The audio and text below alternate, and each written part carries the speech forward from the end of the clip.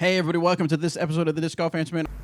I was wondering about some of the technical stuff about disc. Oh, I don't see. I've heard you guys talk a lot about brake line on discs. Parting line, yeah, sure.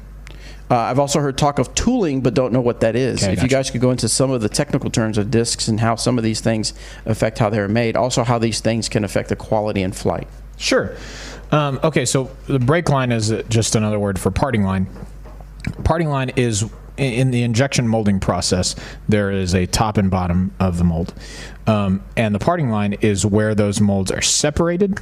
Right. So when they come together, they've got plastic in there. Bam, mold. But there has to be a point where they come apart. That's called the parting line. So that excess plastic there is shaved off the side, and parting line height can have some effect on the stability of a disc. If the parting line is a little bit higher on a disc, and generally that's going to be a more overstable version of that disc. It doesn't necessarily work between different molds, but within the same mold, if you've got a trespass, one with a higher parting line height, one with a lower one, in general, the one with a lower parting line height is going to be a little bit more understable. Tooling on a disc is basically just the mold name and specifications underneath. So if you look at the bottom of our discs where it says Dynamic Discs made in Sweden, and then it has the disc name, that's what the tooling is.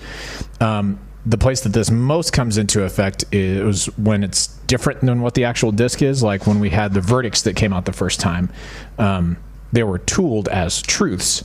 The original Truth came out more overstable than we wanted it to, but we still thought that was a good disc. That disc became the Verdict, but the first group of them were tooled with Truth underneath. So that's what tooling and parting line are. There you go.